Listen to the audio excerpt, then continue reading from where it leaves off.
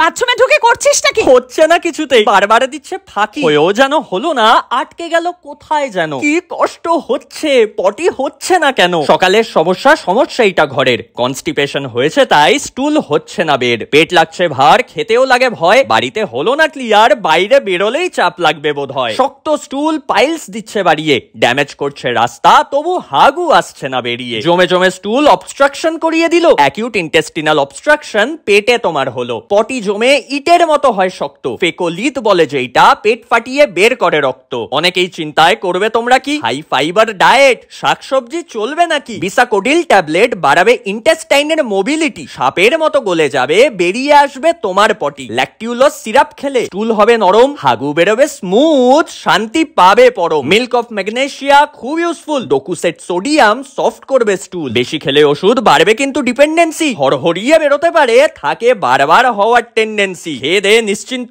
মজায় থাকো তুমি, পাঠিয়ে দাও প্রত্যেককে যেন শান্তির আসে সুনামি।